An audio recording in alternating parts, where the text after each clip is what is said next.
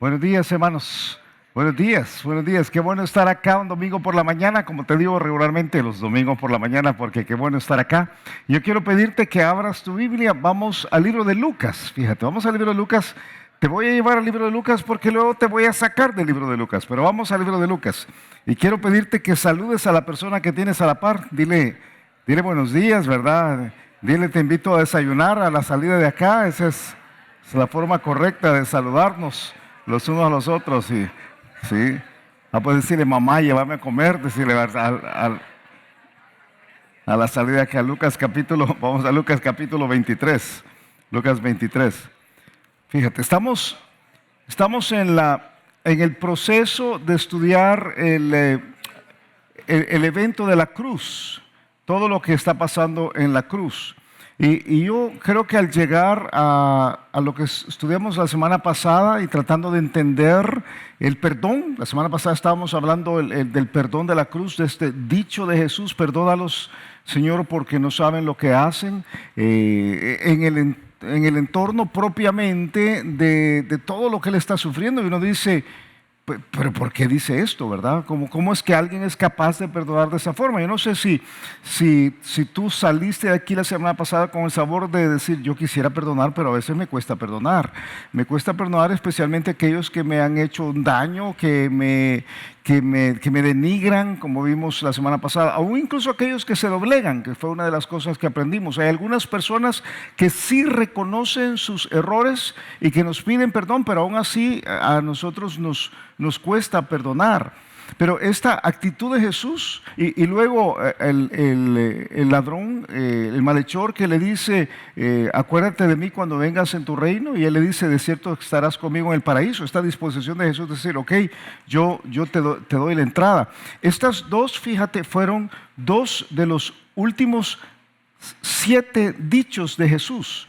Allí en la cruz Jesús dijo 7 cosas, siete frases, que son sus 7 últimas frases registradas aquí en la tierra. Yo te propongo que las últimas palabras de alguien suelen ser las más importantes. Especialmente alguien como Jesús no diría 7 frases al azar sin pensarlas, sino que creo que son frases muy consideradas, muy ad hoc a lo que él está pasando, y creo que tienen mucho que enseñarnos a nosotros. La Escritura dice que estas frases están llenas de poder. La Biblia dice específicamente que estas frases, estas últimas frases, están llenas de poder. El poder de las palabras que Jesús dijo en la cruz resulta para nosotros trascendental. Dice 1 Corintios capítulo 1, dice, porque la palabra de la cruz, así es, la palabra de la cruz. Steve enseñó esto la semana pasada, estamos conversando con él, cómo la palabra de la cruz puede referirse a una de dos cosas. Puede referirse a la predicación sobre la cruz, o puede referirse a lo que fue dicho desde la cruz. Dice, la palabra de la cruz es locura a los que se pierden, pero a los que se salvan, estos a nosotros es poder de Dios. Entonces, estas frases, estas 7 frases, estos 7 dichos, resultan contener algunas de las expresiones más poderosas de la Escritura para nosotros. Las 7 frases son estas. Mira, Padre, perdónalos porque no saben lo que hacen. Fue lo primero que él dijo. De cierto te digo que hoy estarás conmigo en el paraíso. Mujer, he ahí tu hijo. Y luego le dice a Juan, he ahí tu madre. Luego dice Eloi, Eloi, lama sabactani, que es una expresión en arameo. Luego él dice, tengo sed, en el libro de Juan. Luego dice, consumado es. Y finalmente dice, Padre, en tus manos encomiendo mi espíritu. En el libro de Lucas hay 3 de estas 7 frases. Las primeras 2 las vimos la semana pasada. La última la vamos a ver hacia el final del capítulo 23 del libro de Lucas. Pero yo quisiera tomar el día de hoy la licencia, fíjate, de venir a Lucas capítulo 23. Ven Lucas capítulo 23, versículos 44 y 45. Dice, cuando era como la hora sexta, y seguimos allí en la narrativa de Lucas. Dice, cuando era como la hora sexta, hubo tinieblas sobre toda la tierra hasta la hora novena. Son 3 horas de oscuridad, 3 horas de absoluta oscuridad. ¿Qué pasó en esas 3 horas de absoluta oscuridad? ¿Cuál fue el drama que sucedió en la cruz? Por alguna razón, Lucas toma la decisión de tener pocos detalles sobre estas 3 horas. Solo nos agrega en el versículo 45 que el sol se oscureció y el velo del templo se rasgó por la mitad. Ahora, en esas 3 horas, fíjate, lo que sucedió es que las 4 frases del centro, las que tú tienes aquí en blanco, fueron dichas. En esas 3 horas, Jesús dijo: mujer, he ahí tu hijo, he ahí tu madre. Luego dijo: Eloi, Eloi, lama sabactani. Luego dijo: tengo sed. Y finalmente dijo: consumado es.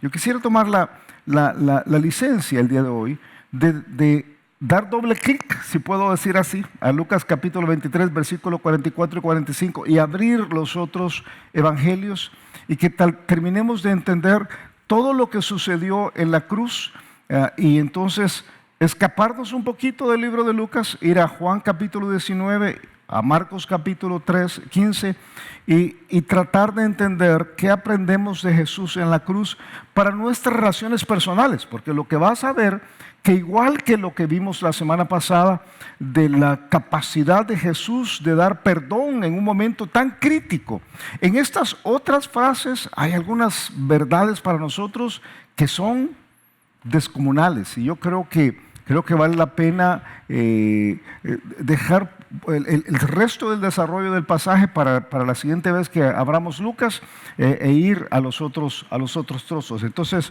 vamos a Juan capítulo 19, fíjate esta mañana, Juan capítulo 19, vamos a dejar Lucas y vamos a Juan capítulo 19 y vamos a aprender algo sobre el amor. Ahora voy a decir así, el amor, y tú sabes, el amor es una palabra tan... yo no sé qué palabra usar aquí, ¿verdad? Que es un término tan desgastado. Yo lo he dicho a través de los años. Para muchos es el amor es ese sentimiento que se siente cuando uno va a sentir, ese sentimiento que uno siente cuando ha sentido algo que no ha sentido nunca jamás, ¿verdad? O sea, es ese amasijo de sentimientos ahí adentro que a veces es la pizza que te comiste anoche, ¿verdad? O sea, pero el amor no es un sentimiento. Como vas a ver esta noche, esta noche, tengo sueño, que es la verdad. Cuando vamos a ver esta mañana, el amor tiene que ver mucho con acciones, tiene que ver mucho con actitudes, tiene que ver mucho con intencionalidad, con sacrificio, con estar dispuesto a abrir los ojos, a tomar actos y hechos, aún en los momentos más críticos de la vida.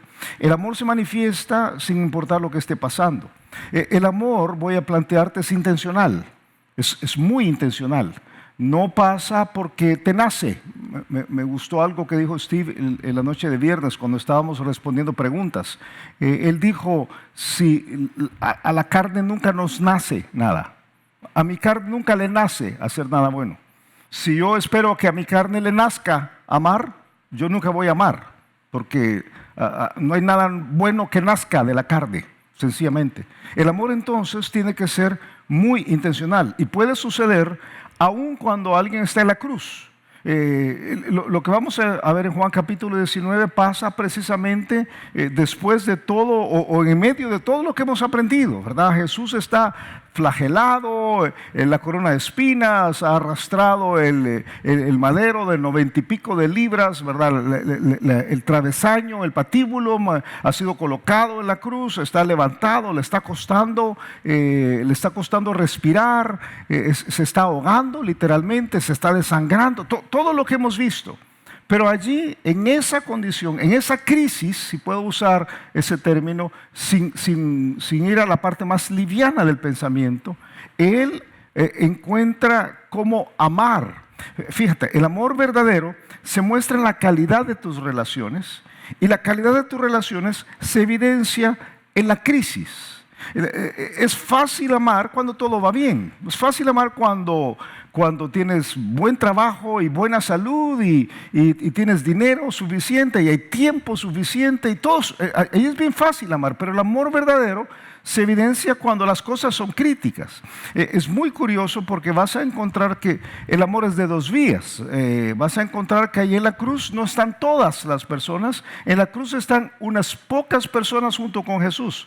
Está su mamá, entre otros, y está su discípulo amado.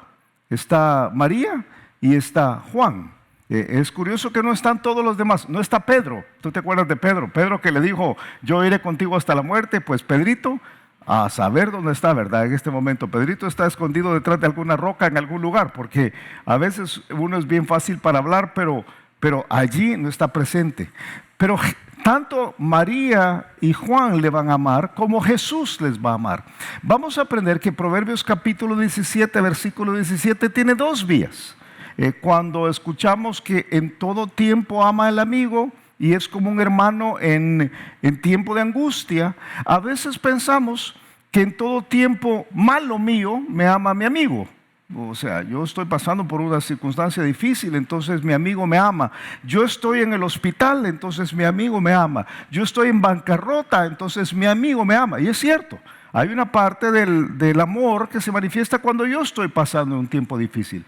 Pero vamos a aprender también que el amigo, cuando está pasando por dificultades, él encuentra una forma para amar también. Es posible que el amigo está pasando por bancarrota y va a encontrar una forma para amar. Es posible que el amigo está pasando por una crisis difícil de salud y va a encontrar un tiempo para amar. Es posible que el papá o la mamá está pasando por una circunstancia dificilísima de tiempo, de energía o de salud o de dinero y va a encontrar una forma para amar. Eso es lo que vemos en la cruz. En la cruz el amor es de dos vías.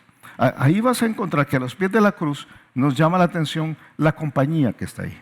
La compañía es, por supuesto, un grupo de mujeres valientes. Dice en Juan capítulo 19, versículo 25, dice, estaban junto a la cruz de Jesús, su madre y la hermana de su madre, María, mujer de Cleofas, y María Magdalena. Siempre mujeres que seguían a Jesús. Yo te lo dije hace unos días, las mujeres siempre tuvieron una relación especial con Jesús y Jesús siempre tuvo una forma de ministrar a las mujeres porque elevaba el papel de la mujer. Y uno tiene que ver la disposición de algunas mujeres que uno dice, increíble, me quito el sombrero. Esta semana fue el Día de la Mujer, ¿verdad? Para aquellas que entienden el valor de este día. Y uno dice, tremendo, pues aquí tienes a un hombre, a Dios, ¿verdad? Mismo elevando el valor de la mujer. Y dice que fíjate qué tremendo, cuando vio Jesús a su madre y al discípulo a quien él amaba, que estaba presente, dijo a su madre, mujer, he ahí tu hijo. Después dijo al discípulo, he ahí tu madre. Y desde aquella hora el discípulo la recibió en casa. Ahora, ¿qué está pasando aquí? Fíjate. La mamá, yo pensé que se iba a caer esto. La mamá de Jesús sabía todo lo que iba a pasar. Ella, desde el principio del nacimiento de Jesús, ella había escuchado una profecía que iba a sufrir la crisis de la muerte de Jesús. ¿Cuántas aquí son mamás? ¿Cuántas son mamás? Okay. Yo sé que una circunstancia difícil, mamá, para las que no somos mamás, ¿verdad? Los que no somos mamás nos cuesta entender, fíjate, nos cuesta entender. Pero yo voy a ser abuelo, entonces ya, ahora yo voy a poder decir algunas cosas sobre abuelos, ¿verdad? Pero las que no son mamás, los que no son mamás nos cuesta entender a las mamás. Las mamás sufren por los hijos, ¿sí o no? Sí. A las mamás les cuesta. María tiene toda la vida de Jesús sabiendo que Jesús va a terminar en una circunstancia difícil, porque el día que presentó a Jesús, el día que fue a presentar a Jesús, recibió una profecía. Y la profecía es, tu hijo te va a hacer sufrir en su muerte. Difícil. Yo a veces pienso cuando presentamos a un bebé aquí, ¿verdad? Que oramos por el niño, por su crecimiento, por todo lo demás. Qué terrible sería que un pastor aquí le dijera a la mamá, mira, tu niño algún día va a sufrir terrible y tú vas a sufrir tremendo. O sea, sería terrible. Pero esa es la verdad. Lucas capítulo 2 dijo, los bendijo Simeón, ¿te acuerdas? En el momento que presentan a Jesús, y dijo a su madre María, he aquí este bebé, 8 días tiene el niño, está puesto para caída y para levantamiento de muchos en Israel y para señal que será contradicha. Y una espada traspasará tu misma alma. María, tú vas a sufrir por este niño, para que sean revelados los pensamientos de muchos corazones. María Y Juan había escuchado a lo largo de todo el ministerio de Jesús que él iba a sufrir. Entonces los dos sabían. Pero los dos, fíjate, tomaron la disposición de ir a estar con Jesús allí en la cruz. Que por cierto, si alguna vez tú amas a alguien y está pasando por un momento de crisis, una buena forma de apoyarle es ir y estar con él. Ninguno de los dos podía hacer nada humanamente por Jesús. Nada. No llegaron para bajarlo de la cruz, no podían hacer nada, no podían aliviarle su dolor, no podían luchar contra los romanos para que lo hicieran descender, no podían hacer nada, o sea, nada humanamente, pero podían estar allí y estar presentes. Que la compañía en sí habla mucho del amor de alguien por otra persona, o sea, a veces es simple. ¿Te acuerdas de los amigos de Job? Los amigos de Job. Cuando piensas en los amigos de Job, ¿en qué piensas? Son tres, ¿te acuerdas? Y casi todos pensamos en que los amigos de Job eran buenos o malos. Malos, ¿verdad? Todos pensamos que los amigos de Job básicamente llegaron para decirle, Job,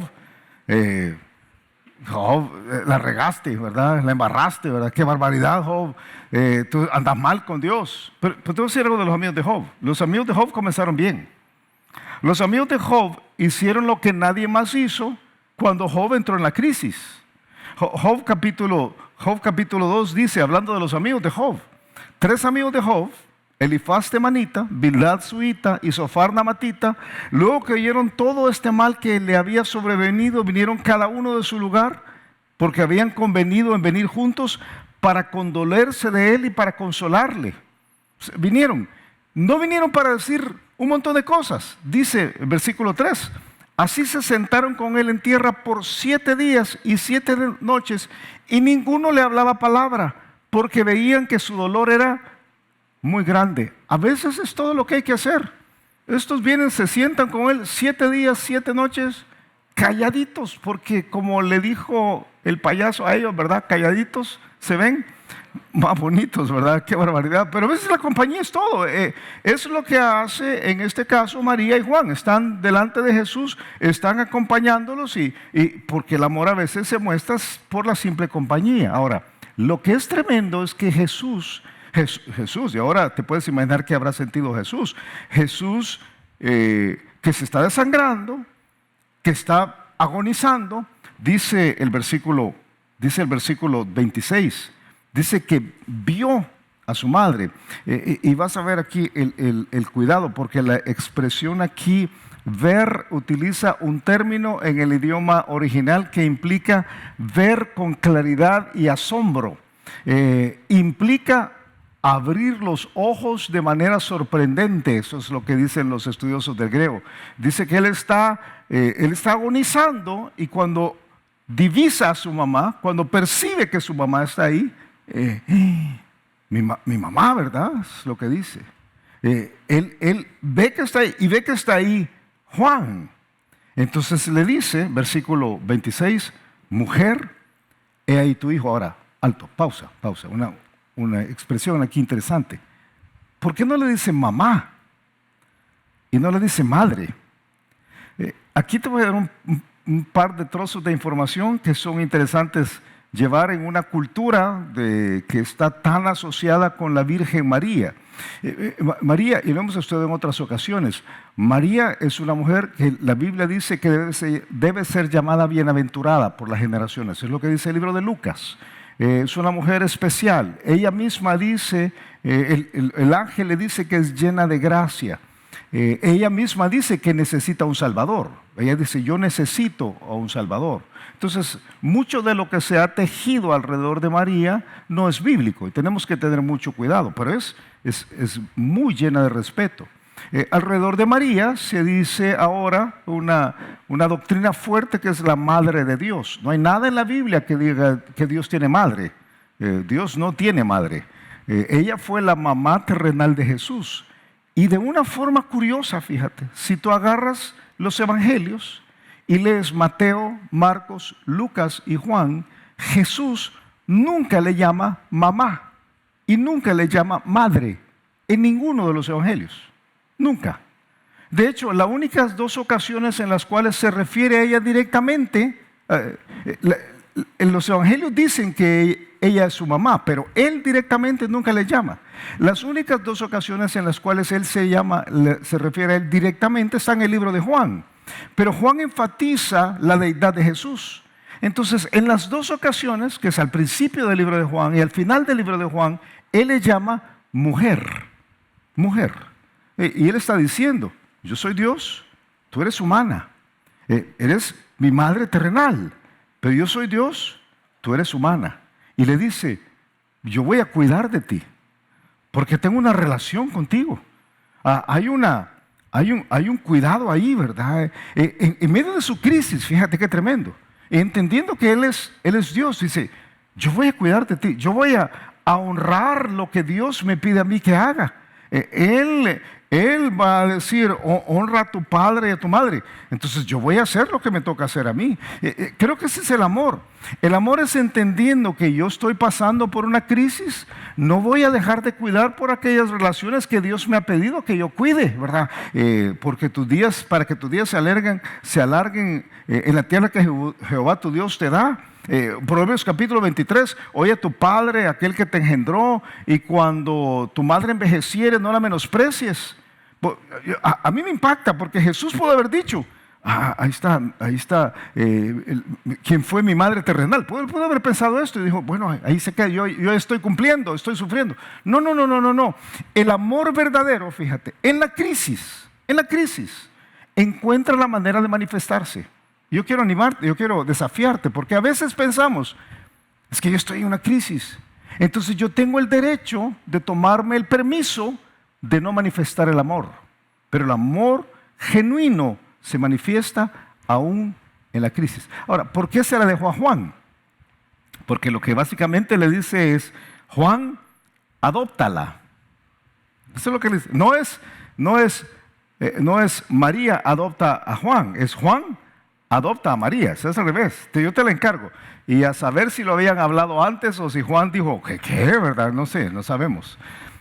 Pero dice que desde ese momento, dice el versículo 27, cuando le dice, he ahí tu madre, de aquella hora el discípulo la recibió en su casa. Dice que desde ese momento él toma la disposición de cuidar de ella.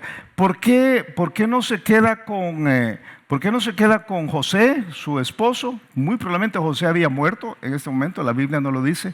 ¿Por qué no se queda con sus hermanos? Habían otros hermanos presentes de Jesús. La Biblia da sus nombres en el libro de Mateo capítulo 13 y uno de ellos por lo menos sabemos, o un par de ellos sabemos que se convirtieron después porque ellos no eran creyentes en ese momento. Él se le entrega a Juan. ¿Pero por qué Juan? Pues no sabemos. Yo puedo inferir algunas cosas. Era el más joven de los discípulos, entonces tenía más tiempo para cuidarla. Era el más adinerado de los discípulos, tenía más recursos para cuidarla, tenía más contactos, entonces tenía más oportunidades para cuidarla. Era el más cariñoso de los discípulos. ¿Tú te acuerdas que él es aquel que se recostó contra el pecho de Jesús? Entonces probablemente él está cuidando de alguien, teniendo el cuidado de dejarla con alguien que la va a proteger. Es posible. Yo no se lo hubiera dejado a Pedro. Yo sé, a mi mamá no se lo hubiera dejado a Pedro, ¿verdad? Porque a saber qué hubiera hecho con Pedro, ¿verdad? O sea, pero él está diciendo, yo te la dejo. O sea, porque yo estoy cuidando de mi mamá. Tremendo esta disposición de cuidar de aquella persona que uno ama, aún en la crisis. Ahora, fíjate. Creo que aquí hay una idea interesante para nosotros. La idea de adoptar a un adulto. Eso es una idea interesante desde la perspectiva de Juan. Adoptar a un adulto. ¿Qué pasaría si esto sucediera más a menudo?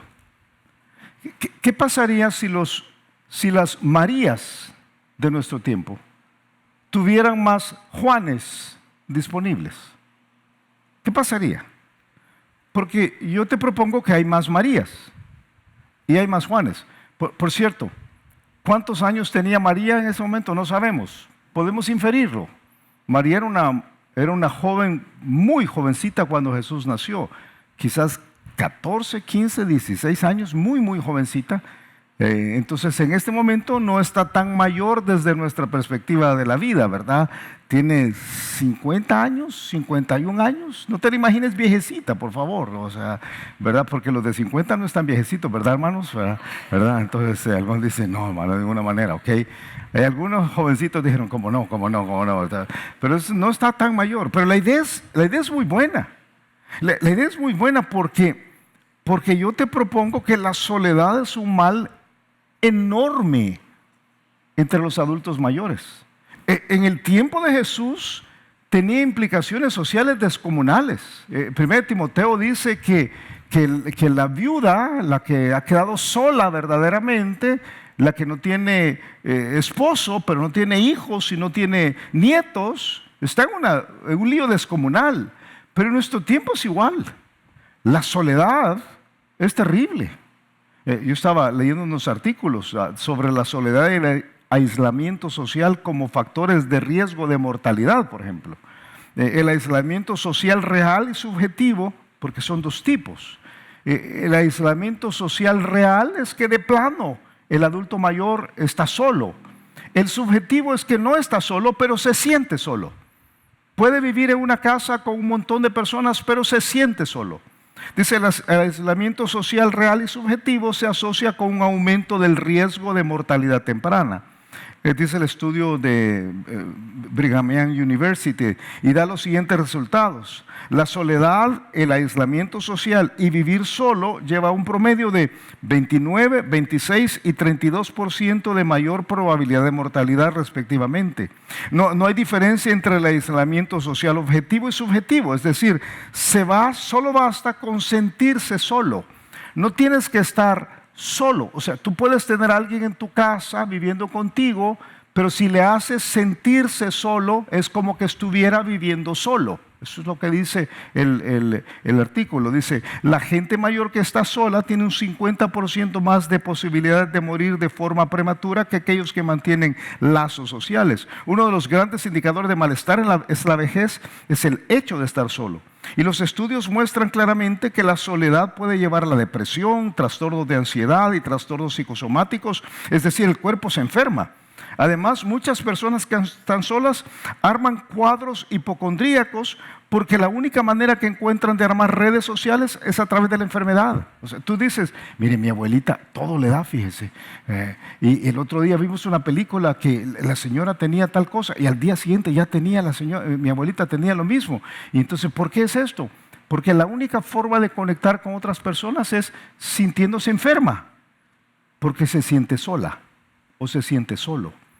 ¿Qué sabiduría de Jesús en decir, voy a cuidar de mi mamá, dejando a alguien que la cuide? En la cruz, Jesús nos mostró que es posible amar en todo tiempo. Yo creo que una de las palabras de la cruz, que suena tan personal, ¿verdad? Mujer, he ahí tu hijo. Y luego le dice a Juan, he ahí tu madre. Es una forma de enseñarnos. Ella aún en la crisis, aún en mi crisis, porque yo sé que todos tenemos nuestros problemas, aún en mi crisis, yo voy a encontrar una forma de decir, yo voy a amar a la persona que debo amar. Aún si estoy pasando difícil. Y al estar en nuestro dolor podemos pasar por alto las complicaciones de los que amamos, porque yo estoy pasando en el dolor. No importa lo que esté pasando. Yo te desafío a que cuides de aquellos a que amas. Ninguno aquí está en la cruz. Ninguno. ¿Verdad? Ninguno. Tú me dices, Julio, pero yo estoy pasando por algo parecido a la cruz. No lo creo. Ninguno. Si tienes a tus papás vivos, cuídalos. Pero fíjate, si no tienes a tus papás y puedes cuidar de alguien más, presta atención a Jesús porque quizás quiere que cuides de alguien más. Quizás hay una María ahí. Quizás hay un Mario. Quizás hay un hombre a quien puedes cuidar de la forma correcta. En la lucha propia de tu crisis personal, ¿has descuidado tus relaciones personales y pasado por alto la necesidad de aquellos que amas? Uno de los dichos de la cruz nos muestra que el amor es intencional. Es intencional. Otro de los dichos nos muestra que el amor es intenso, intenso. Ahora ven a Marcos, porque entre ese dicho y tengo sed, que está aquí en Juan, sucede el dicho de Marcos capítulo 15. Y fíjate, es un dicho curioso. Nos va a mostrar que el amor es sacrificial, esto que vamos a ver ahorita. Marcos capítulo 15.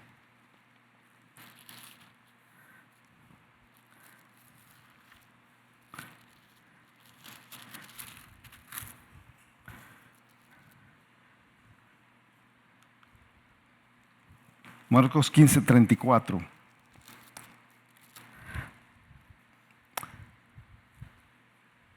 Aquí hay una frase en arameo. Luego te explico por qué. Pero esta frase fue dicha por Jesús para mostrarnos que aún aquellos que aman, y Él en ese momento al estar en la cruz, va a mostrarnos que el amor verdadero se demuestra en la disposición a pagar el costo necesario por aquellos que amas. El amor tiene un costo. El amor cuesta. El amor es sacrificio. No puedes amar si no te cuesta. No hay tal cosa. Si tú tienes un novio, fíjate, chicas que están aquí, si tienes un novio y el novio te dice te amo, pero no te quiere llegar a ver, no te ama. O sea, es que vives muy lejos, no te ama. O sea, es que es muy caro irte a ver, no te ama. Esa es la mera verdad. O sea, hay una parte de amar que tiene un costo. Eso es un costo. A los papás nos cuestan los hijos. ¿Verdad, papás y mamás? ¿Verdad que cuestan los hijos? Los hijos cuestan. Y después se van y se casan con otros.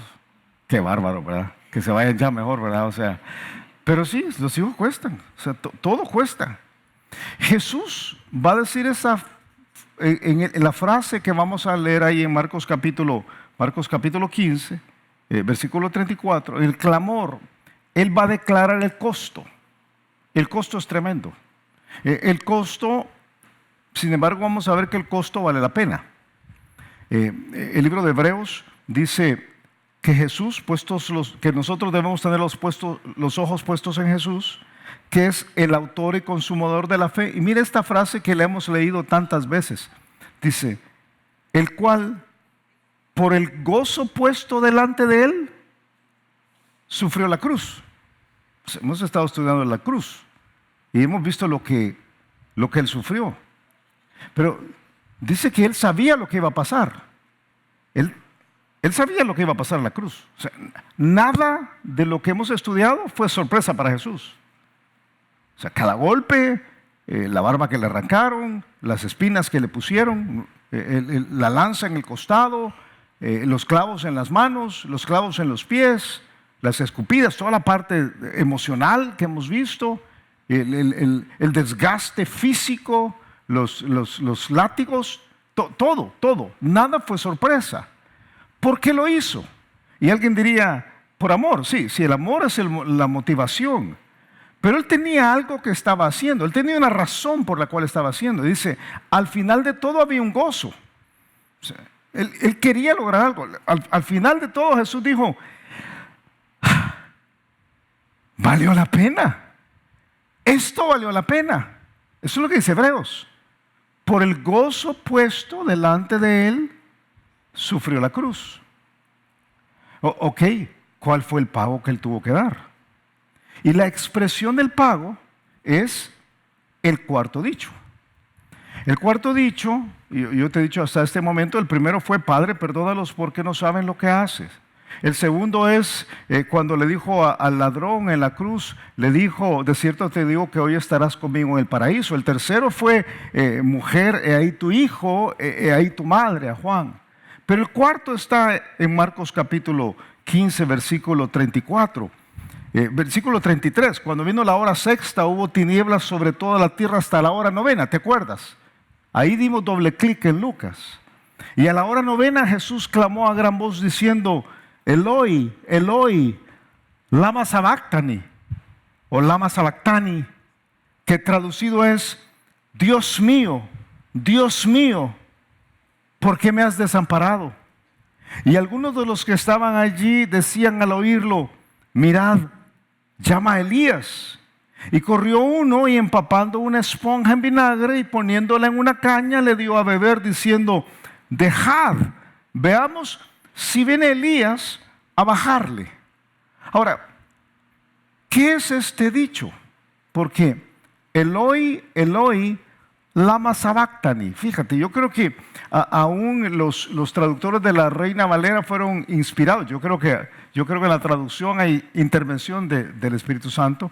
Yo creo que aún los traductores de la Reina Valera fueron inspirados por Dios para conservar la frase en arameo, porque es una forma de decir: hey, pongan atención, ¿qué es eso, verdad? De repente un pedazo de la Biblia que no es traducido del arameo, si todo está escrito en otro idioma, ¿y por qué de repente hay un pedacito, una frase que no está puesta en el idioma de nosotros? ¿Y qué quiere decir esta frase?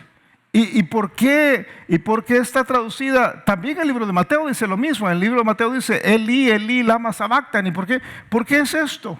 Y fíjate, lo que está diciendo allí está diciendo: Dios mío, ¿por qué me has desamparado? ¿Qué implica esto? Por una vez en la historia, fíjate, Jesús llama a su Padre Dios. No le llama Padre. Yo te dije hace un rato que Jesús nunca llamó mamá a María. Nunca le llamó madre, pero nunca llama Dios al Padre. Siempre le llama Padre. Por una vez, Él le llama Dios. En ese momento, fíjate,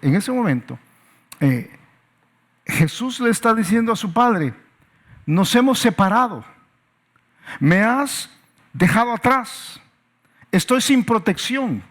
Aquella relación que había existido desde la eternidad, no hay un principio. Dios Padre, Dios Hijo, Dios Espíritu Santo no tienen un principio. No hay un momento en el cual ellos no existían. Desde el principio de todo, si podemos entender la expresión el principio, si nos podemos poner por unos instantes un poquito teológicos, pero desde que Dios es Dios, habían sido uno solo, en una relación íntima, cercana, profunda. Algunos le llaman a esta pericoresis. Había una danza completa de unidad entre Padre, Hijo y Espíritu Santo, profunda. Pero por un momento en la historia, de repente Dios Padre apaga la luz, fíjate, hace que todo entre en tinieblas, y Dios Padre le da la espalda al Hijo. Le da la espalda al Hijo por nosotros. Y Jesús dice, no le dice papá, porque por un instante siente que no es su papá, y le dice: Dios mío, ¿por qué ya no estás conmigo? Me has abandonado. ¿Qué estaba pasando ahí? ¿Por qué sucede eso? Porque nosotros usamos estos términos: Jesús murió por nosotros, Él fue a la cruz por nosotros. ¿Pero qué estaba pasando ahí? El libro de Gálatas dice que el que era colgado en una cruz era maldito. Dice Gálatas capítulo 3, Cristo nos redimió de la maldición de la ley, hecho por nosotros maldición, porque está escrito: maldito todo el que es colgado de un madero. Jesús fue maldito en el momento que fue puesto en el madero por nosotros. Y Dios Padre le ve como maldito. Pero dice 1 Pedro capítulo 2 que Él llevó nuestros pecados. Dice: Él llevó Él mismo nuestros pecados en su cuerpo sobre madero, para que nosotros, estando muertos a los pecados, vivamos a la justicia, y por cuya herida fuiste sanado. Esto no es una expresión nada más. Cada mentira, cada mal pensamiento, cada acto impuro de cada uno de nosotros, pero no solo de nosotros, cada homicidio, cada adulterio, cada vez que alguien ha abierto una página de pornografía, o cada vez que alguien ha contado una mentira, o cada vez que había una estafa, cada vez que alguien ha secuestrado a una persona, cada vez que alguien ha hecho algo impuro contra otro, cada pecado fue colocado sobre Jesús. Cada pecado. De forma que Dios Padre tiene que decir: ya no eres mi hijo, ya no eres mi hijo. Y Jesús tiene que decir: Dios mío, ya no estás aquí conmigo. Y tiene que gritar. Creo que grita en arameo, fíjate. La razón por la cual grita en arameo es porque el lenguaje de su corazón y se derrama en su corazón. Dios mío, ¿por qué me has desamparado? Dice 2 Corintios capítulo 5, versículo 21, que Él se vuelve pecado. No solamente los pecados son colocados sobre Él, sino que Dios lo hizo pecado en ese momento. Dice, al que no conoció pecado, por nosotros lo hizo pecado para que nosotros fuésemos hechos justicia de Dios en Él. Y se crea una barrera de separación entre Dios Padre y Jesús. Y dice Isaías capítulo 59, pero vuestras iniquidades han hecho división entre vosotros y vuestro Dios. Ya no es el Padre. Y vuestros pecados han hecho ocultar de vosotros sus rostros para no oír. Dios Padre entonces dice a Jesús, no quiero verte, no quiero verte. Y Jesús tiene que sentir la ausencia del Padre, que debe ser terrible. Si tú alguna vez fuiste rechazado por tu papá, que ojalá que esto no evoque un sentimiento espantoso, pero Jesús no entendía nada de esto. Hay un pasaje en la Biblia que dice, si mi padre y mi madre me dejaren, con todo Jehová me recogerá. Pero imagínate que tu padre es Dios y Dios te deja. Eso es lo que está teniendo Jesús ahí. Por eso Jesús grita del fondo del alma. El cuarto dicho es, del fondo del alma dice, me siento en el infierno. Dios, mi papá, me ha dejado. Si tienes tu Biblia, busca conmigo 2 de Tesalonicenses 1.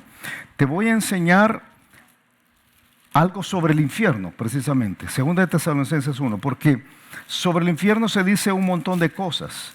Se dice muchas cosas, creo que no son ciertas, pero a veces creo que exageramos algunas condiciones del infierno. Pero 2 de Tesalonicenses capítulo 1, versículos 6, 7 y 8, fíjate, dice, porque es justo delante de Dios pagar con tribulación a los que os atribulan, y a vosotros que sois atribulados, daros reposo con nosotros cuando se manifiesta el Señor Jesús desde el cielo con los ángeles de su poder, en llama de fuego, para dar retribución a los que no conocieron a Dios ni obedecen al evangelio de nuestro Señor Jesucristo, los cuales sufrirán pena de eterna perdición. Este es el infierno, pena de eterna perdición. Y uno dice, Julio, sí, ¿verdad? El infierno son llamas y fuego y oscuridad y el diablo. No, fíjate, este es el infierno. Y el infierno tiene todo esto. El infierno tiene elementos de oscuridad total y tiene elementos de fuego y hay gusanos en el infierno, cosas terribles. Pero ¿sabes qué es lo terrible del infierno? Dice, los cuales sufrirán pena de eterna perdición, excluidos. ¿De qué dice? Excluidos de la presencia del Señor y de la gloria de su poder. ¿Sabes qué es la cosa más terrible del infierno? Lo más terrible es que Dios no está ahí. Es lo más terrible. Dios está aquí. Dios está aquí. Nosotros vivimos en la tierra y Dios está aquí. En algún momento, cuando seamos arrebatados y el Espíritu Santo se haya quitado de aquí, la tierra va a ser un desastre terrible. Pero en la eternidad, el infierno es un lugar donde Dios no está. El que va al infierno tiene una situación espantosa. En la cruz, Jesús dice, Dios no está aquí. Me he quedado solo. ¿Sabes qué es lo terrible? Su amor fue tan intenso que Él estuvo dispuesto a sufrir lo que nos tocaba sufrir. El amor está dispuesto a pagar lo que sea. El amor se sacrifica. A veces usamos la palabra yo te amo y la usamos bien liviana. Yo te amo, pero, ¿verdad? Bien fácil de usar. Yo te amo, pero. No. Yo te amo quiere decir, yo estoy dispuesto a pagar lo que sea. Jesús estuvo dispuesto a pagar. Eloi, Eloi, lama sabactani, es yo tomo tu lugar, hijo. Padre, ya no te puedo llamar padre. Ahora he tenido que pagar el precio porque amo a Julio. Ahora me has dejado y ahora eres mi Dios. Ahora hay un sufrimiento físico. Después de que él dice esto, viene el quinto dicho. Ahora regresa conmigo a Juan, porque dice Juan capítulo 19. Por cierto, si te gusta la parte de implicaciones teológicas, fíjate, Juan capítulo 19, nuestra salvación sucedió en el cuarto dicho. ¿Cuándo se pagaron los pecados? ¿Cuándo se rasgó el velo? En el cuarto dicho. Ahí es que todo, ahí se paga. ¿Cuándo fue la muerte espiritual de Jesús? En el cuarto dicho. La paga del pecado es muerte. Sí, la paga del pecado es muerte, pero no se está refiriendo a la muerte física. Se está refiriendo a la separación de Dios y Jesús. Jesús pagó el precio al morir, al separarse de Dios. ¿Cuándo podemos entrar al cielo nosotros? Después de esa separación, después de que Él pagó por eso. Por eso en ese instante se rasga el velo. ¿Qué quiere decir eso, Julio? Allá en Lucas dice que se rasgó el velo del templo. Es que en el templo había un velo que separaba el lugar santísimo del lugar santo. ¿Qué había en el lugar santísimo? En el lugar santísimo estaba la presencia de Dios. Y había un velo de forma que solo el sumo sacerdote podía entrar una vez al año. Y podía entrar con un gran temor después de haber hecho un montón de sacrificios. Y en los sacrificios él entraba, ¿te acuerdas? Entraba amarrado con un lazo, ¿verdad? Y tenía una ropa especial en la cual había en la falda había un fruto y una campanita que no tenía badajo para que el fruto pegara con la campanilla cuando él se movía. Entonces hacía chilín, chilín, ¿verdad? Cuando iba caminando, para que la gente escuchara que se estaba moviendo. Y entraba con un lazo. ¿Sabes por qué entraba con un lazo? Porque si entraba detrás del velo y Dios no lo encontraba acepto, se moría. Y tenía un lazo porque nadie podía entrar a traerlo. Entonces había que jalarlo. Entrar a la presencia de Dios no es fácil. No es fácil. ¿Qué pasa cuando se rasga el velo? Dios está diciendo, ahora la entrada es libre. Ahora puedes venir. Ahora Jesús ha abierto el camino. Ahora puedes venir a la presencia de Dios. Ahora puedes entrar al cielo. Ahora se ha pagado por los pecados. Ahora Jesús ya pagó. La salvación se da en el cuarto dicho. Eloi, Eloi, lama sabactani. Pero inmediatamente él dice, tengo sed. Y Juan capítulo 19, versículo 28 dice, después de esto, después del cuarto dicho, sabiendo Jesús que ya todo estaba consumado. Ya estaba todo consumado porque ya había pagado. Él ya había pagado. Por eso el orden de los dichos es importante. Dijo, para que la escritura se cumpliese, tengo sed. Y estaba allí una vasija llena de vinagre. Tuviste que lo mismo leímos en el libro de Marcos. Entonces ellos empaparon en vinagre una esponja y poniéndola en un hisopo. Un hisopo, por cierto, es una planta. No te imagines un Q-tip, por favor, ¿verdad? Es una planta. Se la acercaron a la boca. Ok. ¿Qué pasa ahí, verdad? Porque ahí hay, además en el pago, además de la separación espiritual, hay un sufrimiento físico. ¿Por qué dijo tengo sed? ¿Por qué dijo tengo sed? Bueno, varias razones. En primer lugar, porque tenía sed. Obvio, ¿verdad? ¿Por qué tenía sed? Bueno, el libro de Salmos dice que todo lo que pasaba en la cruz, te puedes imaginar, hemos estudiado un poco del proceso de crucifixión, había una deshidratación terrible, ¿verdad? Como un tiesto se secó mi vigor y mi lengua se pegó en mi paladar y me has puesto en el polvo de la muerte. Él tenía sed. Entonces dijo, tengo sed porque tenía sed. Pero dijo, tengo sed, dice la Escritura, porque estaba cumpliendo una profecía. O sea, en medio de su sufrimiento, él recuerda, hay una profecía, hay que cumplir la profecía. Y dice Salmos capítulo 69, me pusieron además hiel por comida y en mi sed me dieron a beber vinagre. Pero creo que hay una razón más por la que dijo, tengo sed. Si en el cuarto dicho, Eloi, Eloi, lama sabactani, él estaba siendo nuestro sustituto. Al decir tengo sed, Él está recordándonos, yo sigo siendo alguien como todos los demás. Yo soy Dios, pero sigo sintiendo. Y yo puedo identificarme con todos. Con todos. Jesús no solo es nuestro sustituto, Él es alguien que nos entiende. Porque tú sabes, alguien puede decir sustituto, Dios, y Él es Dios, ¿verdad? Y humano, pero no, Él nos entiende. Él ha pasado por todos los sufrimientos que nosotros hemos pasado. Él tiene todos los sentimientos que nosotros hemos tenido. El libro de Hebreos dice, porque no tenemos un sumo sacerdote que no pueda compadecerse de nuestras debilidades, sino uno que fue tentado en todo según nuestra semejanza. Jesús tuvo sed en el momento más crítico, ¿verdad? Pero sin pecado. Entonces el libro de Hebreos dice que si tenemos un sumo sacerdote así, debemos acercarnos pues confiadamente al trono de la gracia para alcanzar misericordia y hallar gracia para el oportuno socorro. Por eso nunca pienses que Jesús no te entiende. Nunca, nunca, nunca. Yo creo que algunos aquí, ¿verdad? Y estos días orando por algunos que están pasando por momentos críticos de enfermedad física. Si sufres físicamente, Jesús te entiende. Si sufres emocionalmente, Jesús te entiende. Si sufres espiritualmente, Jesús te entiende. Jesús te entiende. Si sufres familiarmente, Jesús te entiende.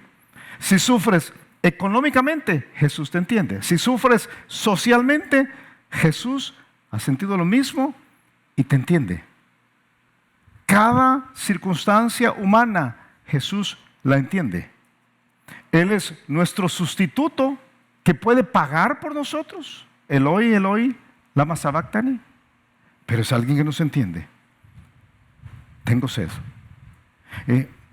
El amor es intencional, pero es intenso. Es muy intenso. Y Jesús nos enseñó que amar es sacrificarse. Entonces yo te hago las preguntas. ¿Amas? ¿Amas? Porque si realmente amas a alguien, uno debe preguntarse, ¿me sacrifico? ¿En qué punto se detiene tu sacrificio? Sí, yo amo, pero poquito, man. Poquito. ¿Estarías dispuesto a sustituirle en sus dificultades? ¿Amas a tu mamá? Sí, y amas a tu mamá. Vamos a hablar de la mamá, porque hablamos de María. ¿Amas a tu mamá? Sí, ok. ¿Y cuando la ves lavando los platos?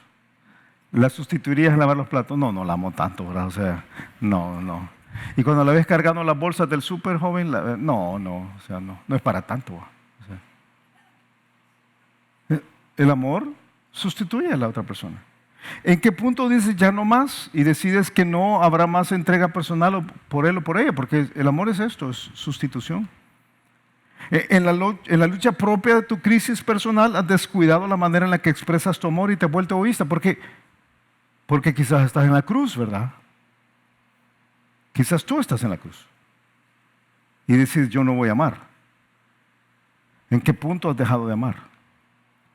El amor es intenso, aún en la cruz.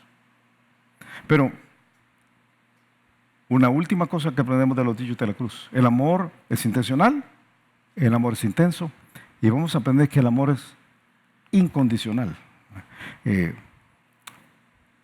Juan capítulo 19, nos vamos a quedar ahí, Juan 19, 29. Estaba ahí una vasija llena de vinagre, te acabo de leer. Entonces ellos empaparon en vinagre una esponja y poniéndole un hisopo se la acercaron a la boca. Cuando Jesús hubo tomado el vinagre, dijo: consumado es. Y habiendo inclinado la cabeza, entregó el espíritu. La próxima vez que veamos Lucas, vamos a regresar a Lucas capítulo 23, versículo 46, porque lo que hemos hecho este día ha sido dar doble clic a esos dos versículos, tratando de entender qué es lo que estaba pasando en el entorno de las 3 horas de oscuridad. Pero aquí vamos a ver que cuando Él dice consumado es, Él nos va a enseñar que el amor verdadero no puede ser apagado, fíjate. No puede ser apagado. Y aquí yo repito que el amor verdadero no es el amor que se nos ha propuesto culturalmente. No pienses en el amor de las películas, el amor de Facebook, ¿verdad? Por favor. No pienses en el amor de los novios. Ni siquiera pienses en el amor de los esposos, porque a veces los esposos decimos que amamos y no necesariamente amamos. Piensa en el amor genuino, el amor bíblico. Que por cierto, todos debemos crecer en ese amor, todos, sin excepción. De hecho, mira a la persona que tienes a la par. Mira si tiene cara de que ama o no ama, ¿verdad? Algunos dicen, no tiene cara de amor, no tiene cara de amor, ¿verdad? Tiene cara de... No, mejor no digas de qué tiene cara, ¿verdad? Así que quede, así que quede. Pero el amor verdadero, fíjate, el amor verdadero no se acaba. El amor verdadero no se acaba. No tiene nada que ver con romanticismo, nada.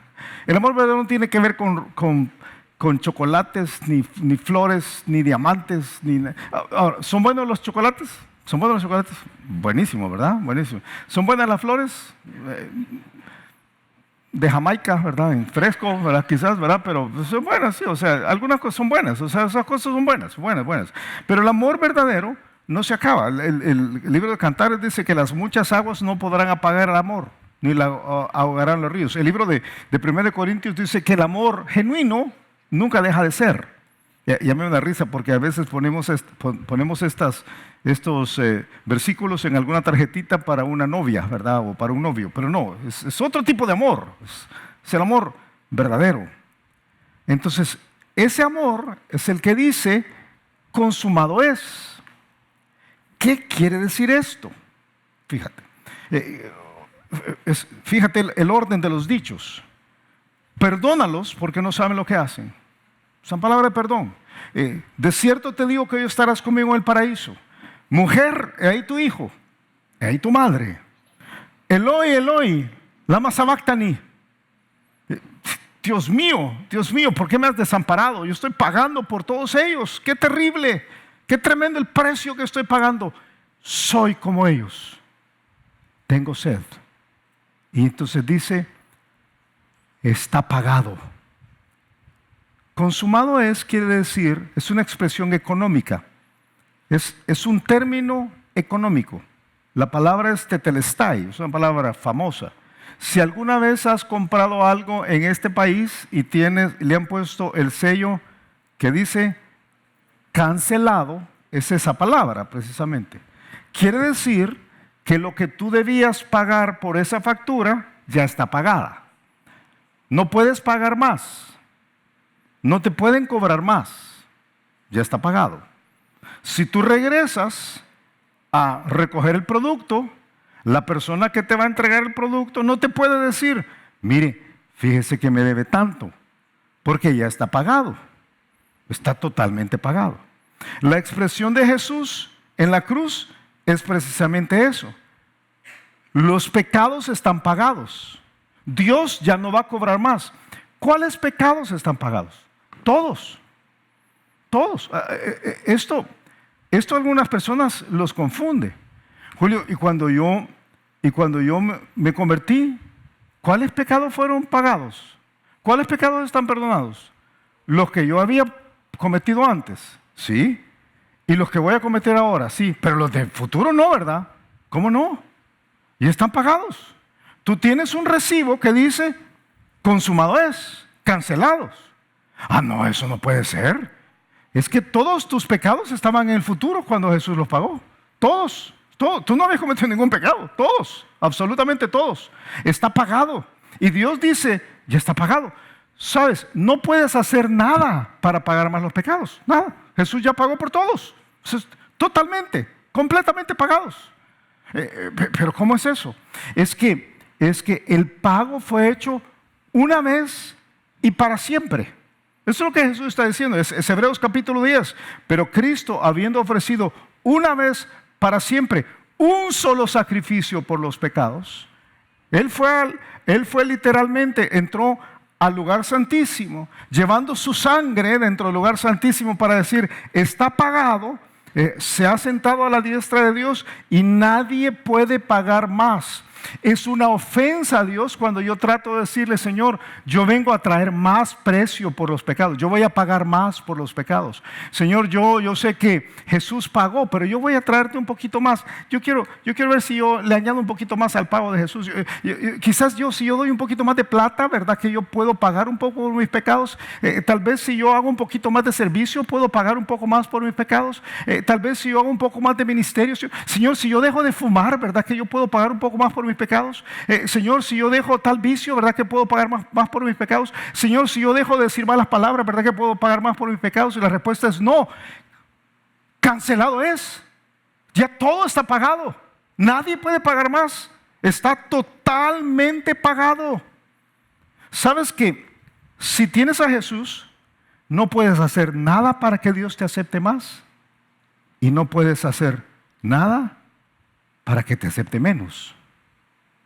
Y si vuelves a pecar, cancelado es. Y si tus pecados son groseros, cancelados son. Y si no me los mereces, es que no te mereces nada, ni yo me merezco nada. Entonces, ¿puedo pecar? No, entonces no has entendido. No has entendido. Es que es algo de amor. Que Jesús murió por nosotros. ¿Cómo voy yo a añadir la idea de que yo voy a pecar cuando Jesús hizo esto por mí? Consumado es. Está cancelado. Ahora, yo estaba pensando, ¿cómo podemos imitar a Jesús? Porque fíjate, en la idea de la mamá, yo puedo imitar a Jesús cuidando de otros. Y en la idea de la intensidad, yo puedo imitar a Jesús, yo puedo tomar a Jesús amando a otros en mi crisis, sustituyendo a otros, ayudando a otros. Pero ¿cómo puedo amar a Jesús en este concepto? Yo creo que no es muy complejo, fíjate. Tú amas a algunas personas, pero yo creo que debemos andar en amor. Ese amor debe rebalsarse, dice el libro de Efesios. Andar en amor como también Cristo nos amó y se entregó a sí mismo por nosotros. Ofrenda y sacrificio a Dios en olor fragante. ¿Qué pasaría si empezáramos a amar de esa manera? Si dijéramos a los demás, yo te amo incondicionalmente. ¿Qué pasa si tú llegas ahora a tu casa y le dices a tu pareja, mira, yo te voy a amar incondicionalmente? Te voy a amar incondicionalmente. ¿Cuántos divorcios se evitarían así? ¿Cuántos divorcios? ¿Qué pasaría si tú, que eres hijo de unos papás complejos, llegaras a tu casa y dijeras, yo voy a amar a mis papás como Jesús me amó a mí? Él ya tomó la decisión de amarme y está todo cancelado. Yo no puedo hacer nada para ganarme más el amor de Jesús. Entonces yo voy a amar así a mis papás. Que mis papás son raros, ¿verdad? Mis papás son raros, dices tú. Y se parecen a mis abuelos. Solo yo salí bien, decís tú, ¿verdad? ¿Qué pasaría si tú dijeras, yo voy a amar a mis papás sin condición? ¿Qué pasaría? ¿Qué pasaría? ¿Qué pasaría si tú dijeras, yo voy a amar a mi hermana? Y mi hermana es difícil. Pero ¿qué pasaría si tomara la decisión de decir, yo voy a amar a mi hermana incondicionalmente? Porque eso es lo que la Biblia nos pide. La Biblia nos pide que amemos como Jesús nos amó. Y Jesús nos amó diciendo, ya no tienes que hacer nada para que yo te ame, porque todo está pagado. Todo está pagado. Todo está perdonado. Todo está perdonado. Todo. Pero van a abusar de mí. Pues es lo que hacemos a veces con Jesús, ¿verdad? Es lo que hacemos con Jesús. ¿Es tu perdón una decisión que surge del amor que tienes por quienes te rodean o por los méritos que hacen al tratarte? ¿Cómo funciona? ¿Tratas a los demás por gracia o esperas que hagan algo para que se ganen tu amor? ¿Qué pasaría si fuera así entre nosotros y Dios, verdad? ¿Entiendes que el amor genuino se trata de una cultura de cancelación al pecado y no de cancelación al pecador, que es la cosa de ahora? La cultura de cancelación le llaman, pero cancelación a la gente. Esto es cancelación al pecado, no cancelación al pecador. Y quizás la cosa más tremenda, cuando se trata de Jesús, entiendes que no hay nada que puedas hacer para que Dios te ame más, ni nada que puedas hacer para que te ame menos. Porque consumado es. Todo está pagado. ¿Qué aprendemos de Jesús en la cruz? Que el amor es intencional, que el amor es intenso y que el amor es incondicional. Debemos aprender a amar. Yo salgo de aquí pensando, yo tengo que aprender a amar. Y se puede, mi hermano, se puede. Y un amor así hace toda la diferencia. Vamos a orar.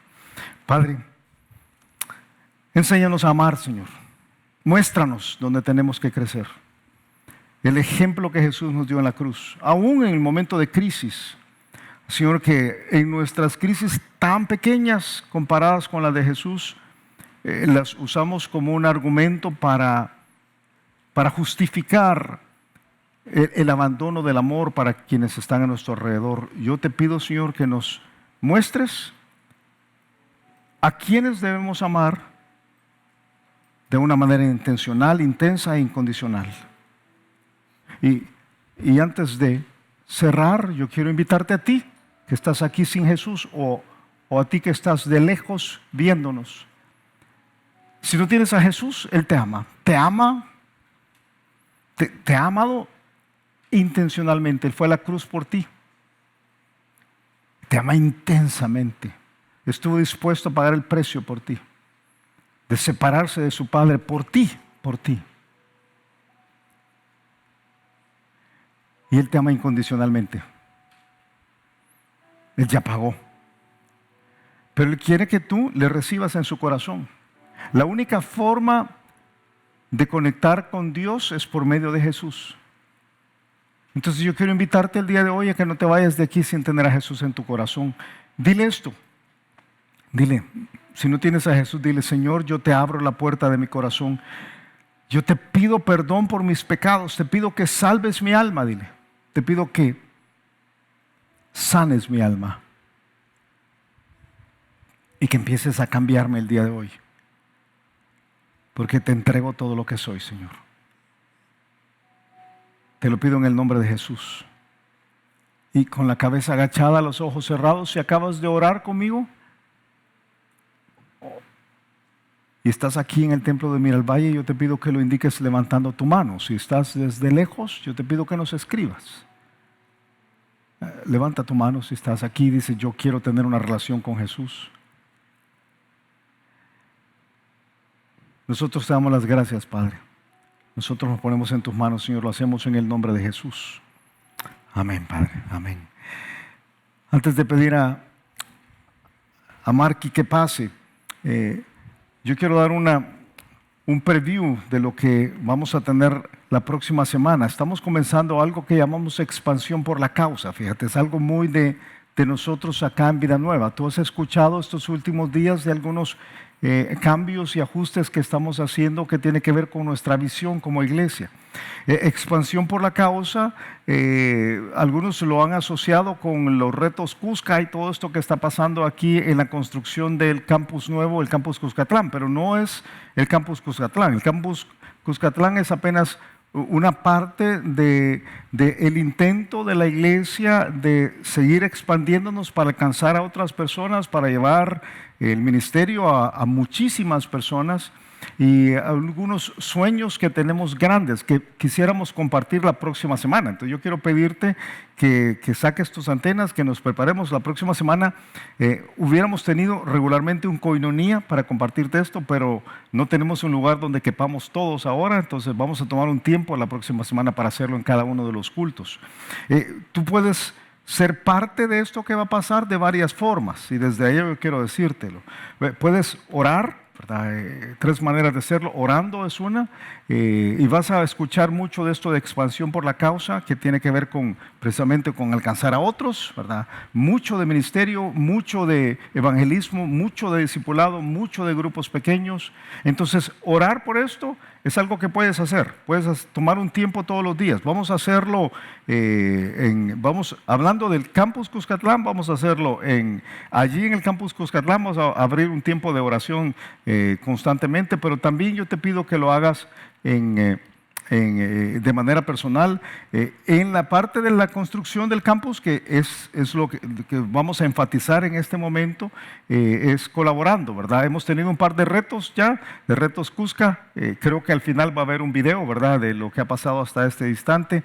Algunos de nosotros estuvimos en las últimas 2 semanas. Ayer no hubo reto Cusca, creo que no hay esta semana que viene tampoco, pero vamos a tener en el futuro, si tú quieres regresar ahí a construir un poquito, ¿verdad? Ya está bastante aplanado ahí lo que tuvimos en otro momento, pero otras áreas donde vamos a ir a pintar y otras cosas más que tiene que hacer, y ofrendando. Hemos abierto varios canales y tú vas a ver de diferentes formas para hacerlo, arriba de tus diezmos y ofrendas, si tú quieres hacerlo. Algunos han comenzado a hacerlo, y a raíz de que algunos han comenzado a hacerlo, a donar su tiempo personalmente. Algunos han dado dinero en efectivo, otros nos han dado dinero de fuera también. Ha sido una bendición. Te vamos a contar un poco más detenidamente la próxima semana. Por eso estamos ya construyendo. Nuestra idea es que Campus Cuscatlán va a estar operativo a finales de abril o a principios de mayo. Y es muy interesante. Ojalá que podamos tener los renders la próxima semana para que veas cómo va todo el proceso de construcción. Pero yo quiero desafiarte a que seas parte. Esto es una bendición, ser parte de lo que Dios está haciendo. Yo recuerdo cuando construimos acá en Miralvalle hace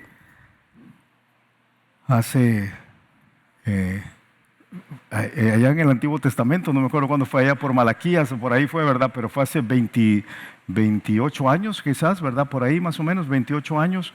Y quienes fuimos parte de esa generación que vio todo lo que Dios hizo acá, fue tremendo.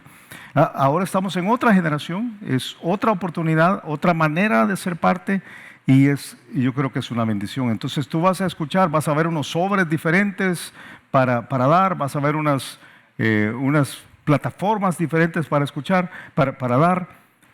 La clave aquí es el corazón, y yo te voy a explicar un poco más detenidamente la próxima semana, pero vas a oír mucho de expansión por la causa estos próximos 2 años, creo, porque es una visión que nos va a llevar un par de años. Más detalles la próxima semana.